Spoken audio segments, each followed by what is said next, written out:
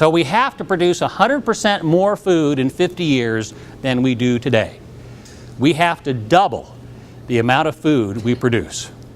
We're not going to do it by rolling the clock back.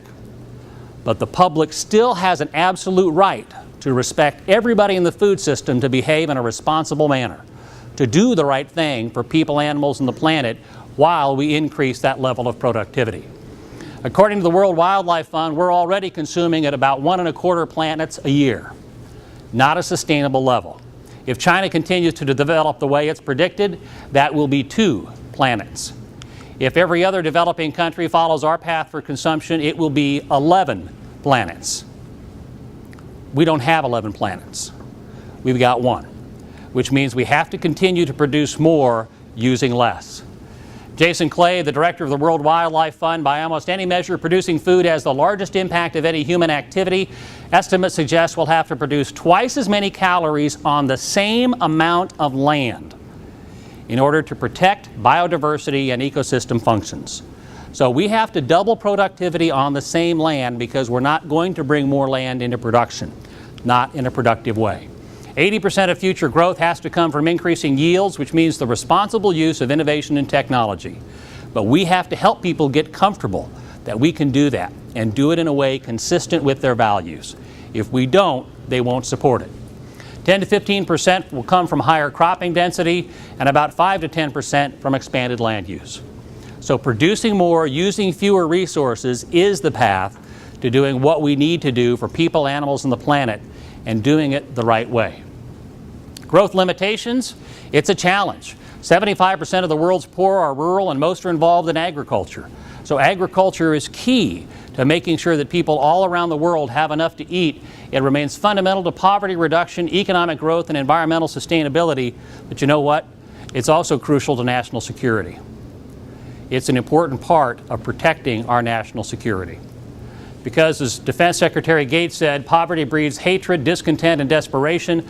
Poverty and despair are the breeding grounds for instability and terrorism. If you lose hope, you have nothing left to lose. We can't allow that to happen in an effort to protect the United States as well. So what are the 3 things you can do? When you leave here today, what are the 3 things you can do to be part of the solution? And not simply find a victim, a villain, and a vindicator and deliver that 7-second soundbite and continue that constant conflict we have between the 2 armed camps. First of all, plant a garden and support choice. Get your hands dirty. Get your neighbor's hands dirty. Put a seed in the ground. Help people understand where food comes from. And be supportive of choice. If you want to buy organic, if you want to buy conventional, if you want to buy local, you want to buy from your supermarket, you want to buy from Walmart, you want to buy wherever, that's wonderful. We have an amazing array of safe, nutritious, affordable food choices in the United States. And because we only spend 10% of our income on food here in the United States, we have the luxury of making those kinds of choices. You know, a century ago, we spent half of our income on food. Today, it's less than 10%. So we have the luxury of making those kinds of choices. And the public always has a right to expect those in the food system to act in a responsible manner. The second thing, which is crucially important for everybody in this room, learn more about your food and understand the consequences of policy and market decisions. Sometimes these decisions seem like they really don't have any impact. Well, unfortunately, they do. They have significant impact.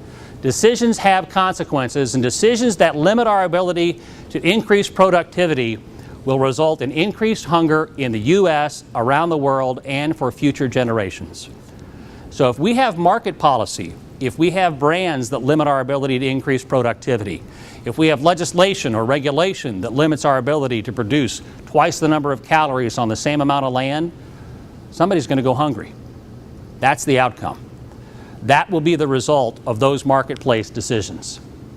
So support responsible food production that allows us to produce the food we need in the U.S. and around the globe using fewer natural resources. We can do that. We know we can do that. But it is, in fact, the ethical choice for people, animals, and the planet. And the good news, from my perspective, is that we have these folks that we can rely on.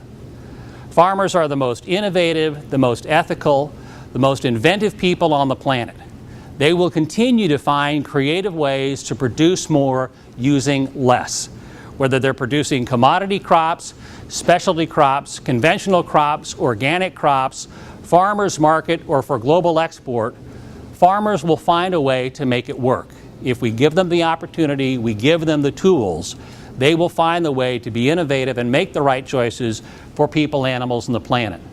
So I have great confidence in the men and women who come across the screen here this morning and the millions like them around the country who are committed to doing what's right.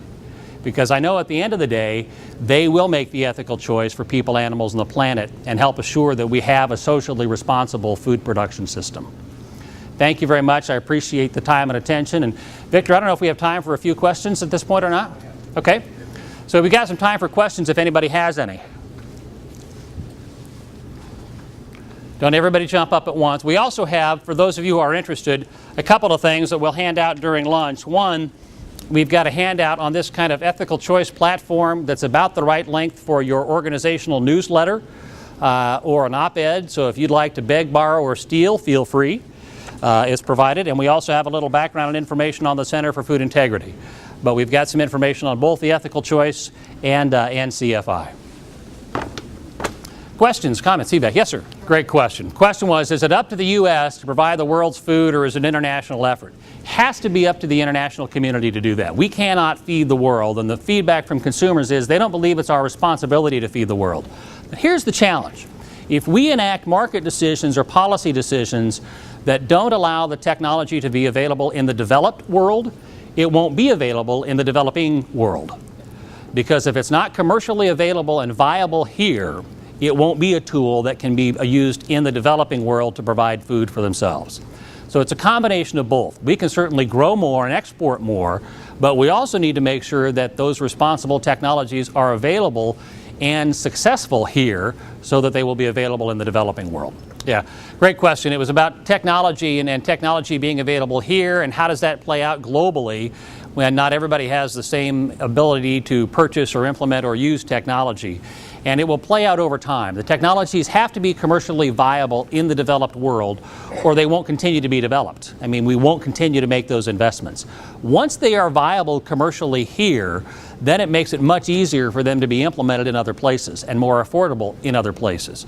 Water is the issue in California and in other states, and will become the issue in Nebraska and across the country. And we have to continue to find ways to produce more food using fewer resources, all natural resources, but particularly water. So low water technology makes a lot of sense, not just in the developing world, but here as well.